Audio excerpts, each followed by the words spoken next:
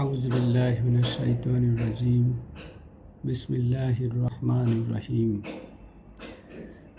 আবু হুরায়রা রাদিয়াল্লাহু থেকে বর্ণিত, তিনি বলেন, নবী করিম সাল্লাল্লাহু আলাইহি সাল্লাম হাসান ইবনে আলীকে চুমু খেলেন। তা দেখে আকরা ইবনে হাবেস বললেন, আমার তো 10টি সন্তান রয়েছে, কিন্তু তাদের একজনকেও চুমু খায়নি। রাসূলুল্লাহ সাল্লাল্লাহু আলাইহি সাল্লাম ইরশাদ করলেন, যে অন্যের প্রতি স্নেহ মমতা করে না, তার প্রতি আল্লাহ স্নেহ মমতা প্রদর্শন করেন না। বুখারী মুসলিম। সম্মানিত দর্শক শ্রোতা, আসসালামু আলাইকুম ওয়া রাহমাতুল্লাহি ওয়া বারাকাতুহু। আজ 18ই মার্চ বুধবার, চৌঠা চৈত্র 1432 বঙ্গাব্দ এবং 28শে রমজান 1447 হিজরি। আমি আপনাদের সামনে 894 নম্বর হাদিসটি পাঠ করেছি। এই হাদিসে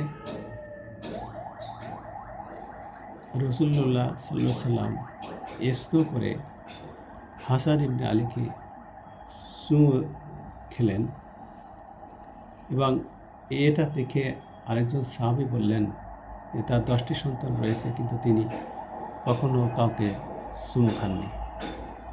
তার প্রত্যুত্তরে রাসূল সাল্লাল্লাহু আলাইহি ওয়াসাল্লাম বললেন, যে অন্যের প্রতি স্নেহ মমতা প্রদর্শন করে না, আল্লাহ তাআলা তার প্রতি স্নেহ মমতা প্রদর্শন করেন না।